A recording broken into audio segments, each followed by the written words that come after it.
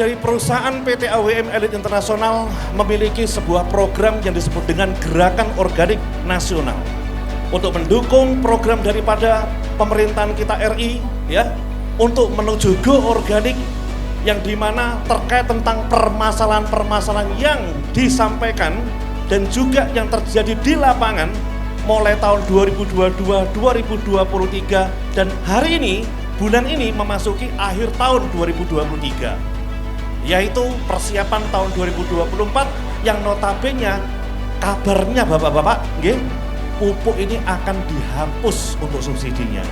Pornas hadir dengan menggunakan teknologi nano. Nano itu apa Pak? Sebuah partikel unsur-unsur yang ada di dalam nutrisi di pertanian, itu semuanya ada di dalam satu kemasan Pak. Yang dimana perusahaan kami ini sudah dinyatakan legal karena secara izin edarnya dari Kementerian Pertanian Republik Indonesia sudah dikantongin, dan juga beberapa branding dan juga hak cipta yang sudah didapatkan termasuk SNI Organik Indonesia kita juga sudah mengantongin Pak. Selain legalitas yang jelas, Innovis dari Kementerian Pertanian menandakan bahwa 100% saripati yang ada di dalam kandungan ada NPK organik, ada kalsium, ada kalium, ada B, zinc, dan juga gibro, dan lain-lain sebagainya yang ada di dalam kandungan Pornas ini 18 unsur menjadi satu. Dan beratnya itu mencapai ya setara dengan 1,5 kintal Pak. 1,5 kintal ini abot apa enteng Pak? Tapi dengan teknologi nano enteng Pak, dengan tangan kiri, ngapunten Pak. Inilah yang disebut dengan teknologi. Dan kebetulan di daerah Desa Jambewangi ini di wilayah Panjen banyak ada juga beberapa potan dan juga gak potan yang sudah menggunakan Pornas dan berhasil menggunakan Pornas diaplikasikan di wilayah Panjen Meriki Pak. Di situ miliknya Pak Haji Endi, luasan sekitar 5 bau, ketika dihitung hektar Pak, itu tembusnya sekitar 3 hektar. Oke. Nah di sana dengan 3 hektar Pak menggunakan biasanya dari musim ke musim itu 18 kintal Pak per 3 hektarnya Pak. Ya biasanya itu ureanya pakai 18 kintal. Ponskanya pakai 8 kintal kemarin, Pak mulai bulan Agustus kemarin, September, beliau itu memangkas 50% dari 18 menjadi 8 kintal Pak ureanya. Ponskanya itu menjadi 4 kintal, dari 8 kintal menjadi 4 kintal. Kemarin Pak November, tanggal 28 November Pak, melakukan panen ya di wilayah Panjen mereka, yang tadi videonya saya kasih lihat, terjadi yang namanya panen itu mencapai luasan 3 hektar 135 karung. Per karungnya 125-130 Pak bobotnya. Setelah dijumlah sama beliau itu menjadi 16 ton Pak. 16 ton dibagi 3 hektar, per hektarnya kena 5,8 ton. Kira-kira lumayan nggak Pak? Lumayan Pak 18 kintal urea dipotong menjadi 8 kintal. Itu Pak titik poinnya. Saya kesini ingin menjelaskan tentang pertanian dan juga persoalan pertanian. Saya ingin melakukan pendidikan tentang pertanian. Dan alhamdulillah berkat pilihan rakyat saya menjadi anggota DPR. Dan alhamdulillah saya menjadi salah satu pimpinan DPRD. Silakan saya mohon, apa kesulitan yang dialami oleh petani Sempu? Silakan ungkapkan apa yang diinginkan oleh masyarakat Sempu. Monggo. Dari sini apa kesulitannya, apa persoalannya, apa yang diinginkan terhadap pemerintahan khususnya wakil jenengan, yaitu wakil rakyat. Monggo Pak. Memang kesulitan di akhir-akhir ini memang kita kesulitan mencari pupuk dan kuota pupuknya menurut saya, menurut petani, saya rasa kurang. Dalam artian 1 hektar itu biasanya sekian, sekarang ini turun gratis, tinggal separuhnya. Dapat berapa sampean Pak? apa 1,5 apa berapa itu? Punya berapa hektar jenengan? Enggak banyak Pak, Iya berapa? 1 hektar aja. 1 hektar. Iya. Sekarang hanya dapat 1,5. Iya. Terus Terus ureanya sekian, TSB, nah apa itu KCL-nya, Ponsnya. cuma 1 kintal. ya. Sekian. Kalau bisa ditambah kuotanya, ditambah kembali. Kalau bisa, kalau tidak bisa mungkin ya Fornas itu yang kita tunggu-tunggu. Mungkin. Oh gitu ya. Ya. Jadi pupuknya susah Pak ya? Ya susah dicari. Untuk informasi, ada pada 2024 petani naga ini tidak dapat pupuk kimia Pak. Sekarang masih dapat? Sekarang selamat masih dapat Pak. Masih dapat ya? Nah, untuk itu kami minta solusinya Pak. Terima kasih. Assalamualaikum warahmatullahi wabarakatuh. Oke, saya jelaskan. Terima kasih banyak Pak Subani. Ya. Tahun ini berkurang. Kalau dulu banyak, sekarang berkurang, kan begitu Pak? Sebetulnya alokasi mulai dulu, ya, sampai sekarang pun memang ada penurunan tapi kecil. Tapi aturannya tetap Pak, sebetulnya tetap. Ya, aturannya tetap, cuma aturan 3 tahun terakhir ini diperketat. Aturannya apa?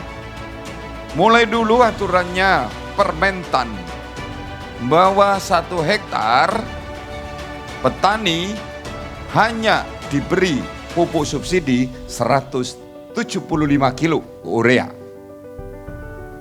Ya, 175 kilo. Padahal petani yang dibutuhkan 1 hektarnya kurang lebih 4 kintal, gitu Pak ya? Benar kan? Ya bagaimana bisa cukup? Pemerintah menyiapkan 175 Pak Kades. Pasti petani jerit. Padahal kita tahu ketika pupuk terlambat memakainya, hasilnya kan berkurang. Benar nggak? Terlambat pupuk 1 hari, 2 hari, 1 minggu, itu lain-lain. Produksinya akan berkurang. Tapi petani masih menunggu, mengharapkan kucuran pupuknya. Menunggu terus. Bukan tambah baik. Petani tambah rugi. Bahkan bisa buntung karena dimakan penyakit. Ya kalau telat pupuk airnya nggak sehat kan itu. Itulah yang terjadi Pak sekarang ini. 2024 memang rencana seperti itu. Ada perubahan Permentan 10 yang dibuat menterinya tidak boleh memakai pupuk subsidi Pak. Ya sampai sekarang saya belum tahu apakah sudah keluar revisi Permentan nomor 10 tahun 2022. Kalau berubah, ya mudah-mudahan bisa pakai. Dan tahun 2024, alokasi pupuk akan diperbesar. Mungkin mau menghadapi pemilu, pemerintah takut kan itu kan, di demo. Jadi 2024, pupuk akan didistribusikan secara besar-besaran, petani bisa menggunakan pupuk. Tetapi kembali lagi, kalau aturan diperketat, sebanyak apapun pupuk yang disiapkan, sama saja petani kurang kan itu. Mau aturannya 2,5 kintal sekarang. Nah, 2,5 kintal ada NPK-nya dan sebagainya. Nah, kalau petani bisa pakai teknologi, ya bisa untuk menyelamatkan itu. Tapi kalau pupuk kurang sekarang, produksi akan turun kan begitu. Pertanyaannya, kenapa dulu, ya petani dulu, zaman dulu, saya ceritain orang-orang tua zaman dulu bahwa di Banyuwangi ini nggak ada urea, tanpa urea pun tumbuh, ya kan? Karena apa? Tanah kita subur. Nah sekarang ini kalau nggak dikei urea jadi suket, ya Pak kan? Jadi suket. Karena apa? Tahu nggak? Karena tanah pertanian di Banyuwangi tandus. Kenapa? Karena kebanyakan pupuk kimia. Petani juga males. Malesnya apa? Tidak mau memperbaiki unsur tanah. Sudah tahu unsur tanah kekurangan organik, tapi petaninya kan males. Untuk apa? Dicukup ditambahi urea saja selesai. Kan itu? Ya kan? Lihat ketika dipupuk urea langsung berubah kan daun-daunnya. Coba pupuk organik. Didelok seminggu, 2 minggu, ndak ada perubahan. Ndak mau, padahal ini untuk masa depan. Petani tidak mau berubah, gampang saja pakai urea terus. Makin lama makin banyak urea, makin rusak tanah pertanian. Dan alhamdulillah sekarang mulai teknologi muncul untuk memperbaiki tanah. Namanya kelompok anak muda Pornas. Ketika saya mendengar, siap, saya akan bicara. Kalau ingin menyelamatkan tanah jenengan, marilah kita kembali ke organik. Kalau enggak, percuma. Tidak bisa menyelamatkan, tidak bisa memproduksi tinggi. Dan Pupuk Indonesia, saya ketemu sama direktur Pupuk Indonesia dan mengatakan kepada saya, Pupuk Indonesia lagi membuat konsep yaitu pakai teknologi nano yang seperti dikatakan Mas Rambo tadi. Menggunakan nano. Ya, tujuannya apa? Untuk mengembalikan kesuburan tanah dengan organik. Dan ini organiknya menggunakan teknologi nano. Tetapi pupuknya, pupuk kimia tapi nano. Untuk mengurangi penggunaan pupuk urea. Kalau petani 4 kintal, berarti dengan teknologi nano bisa 1,5 kintal, 2 kintal sudah cukup. Dan juga pakai semprotan dan cair, ringan. Tidak perlu ini, ya tunggu saja Indonesia, di India sudah dijalankan. Menggunakan teknologi, jadi gampang petani yang memudahkan petani untuk memakai itu. Dan akan disubsidi ke depannya, kan itu. Kalau petani diperhatikan, berarti rakyat Banyuwangi terselamatkan 60%. Sekarang ini banyak petani yang tanahnya dijual. Karena apa? Karena selalu rugi-rugi, tidak cukup operasional, kan begitu. Kenapa banyak petani yang pindah buah naga, jeruk? Dulu kan tidak ada buah naga, dulu kan tidak ada jeruk. Karena tanam padi sudah tidak menguntungkan lagi. Padahal padi sangat dibutuhkan oleh rakyat Indonesia. Karena rugi-rugi terus, tanam jeruk. Ketika waktu sedikit tanam jeruk, harganya jeruk melambung tinggi, jeruk menghasilkan banyak, petani daerah selatan tanam jeruk KB. Ketika harga murah, bangkrut KB. Buah naga kabeh, nanam buah naga. Ketika murah, kate panen aja nggak nutut. Seharusnya paling enak itu tanam padi. Tidak rusak, pemerintah hanya menanggulangi, menyelesaikan persoalan padi. Bulog siap beli, kan itu. Walaupun dengan harga yang murah, tapi bisa dibeli.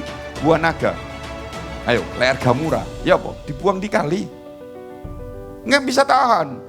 Kalau padi enggak. Kalau punya gudang sendiri, ditimbun sendiri masih bisa tahan 2-3 bulan.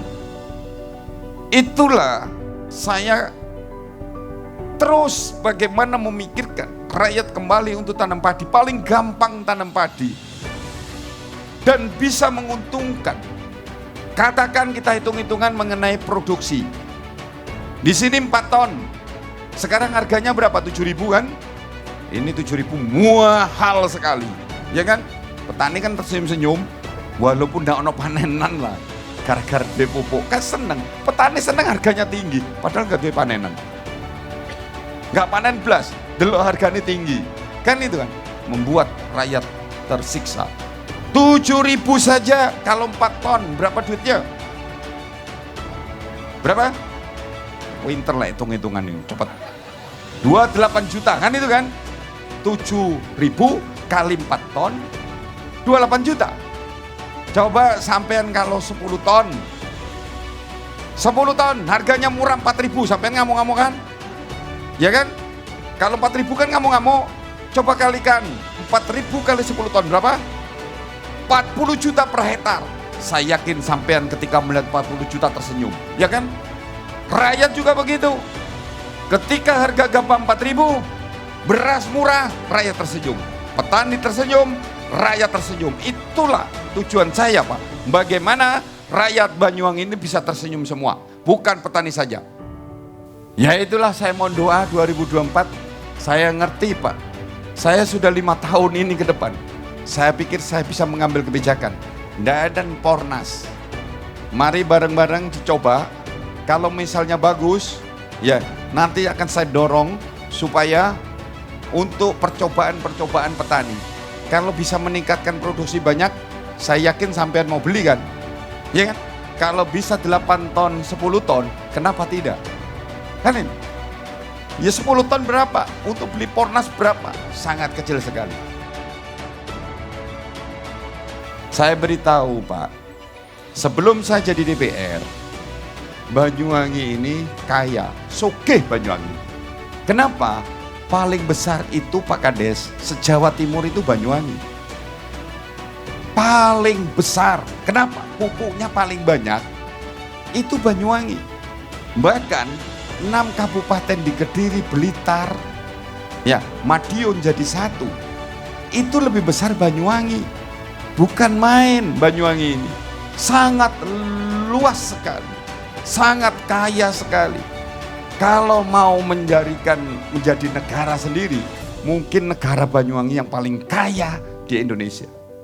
Tetapi yang menjadi pertanyaan, kita mempunyai kekayaan yang melimpah, kok banyak rakyatnya itu melarat? Kalau katanya Pak Kades di Jambewangi nggak ono yang melarat, tapi kalau desa-desa lain banyak ya Pak Kades ya. Orang duwe akeh, melarat orang ono nggih. Banyak, ini ndak adil Bapak-bapak, nggak adil.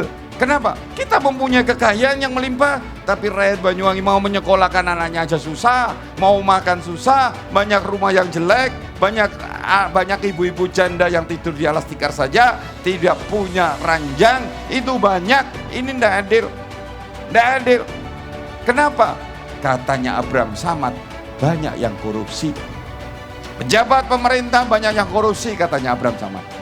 Negara kita rusak karena banyak yang korupsi. Katanya ngadep yang dia wis, ngadep yang ngarep, di ngarep ada korupsi. Ngadep kanan kono-kono korupsi, kiri korupsi. Yang dukur ndanga Garuda jadi korupsi. Jadi rusaklah negara kita ini karena banyak yang korupsi. Kenapa korupsi? Siapa yang korupsi? Adalah pejabat. Pejabat yang dipilih oleh rakyat kan. Kenapa mereka korupsi? Sampean pilih. Kenapa mereka bisa sampean pilih meleset padahal sampean pilih sendiri?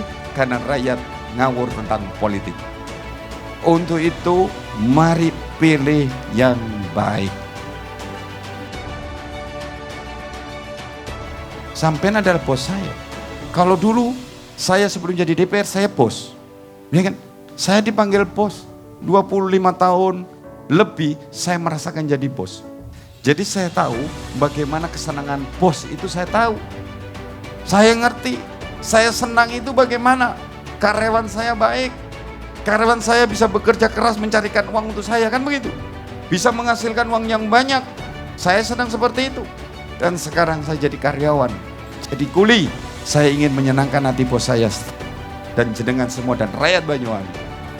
Dan saya akan berjuang untuk itu. Saya berbohong, apa yang saya kejar? Duit, saya punya duit. Untuk apa?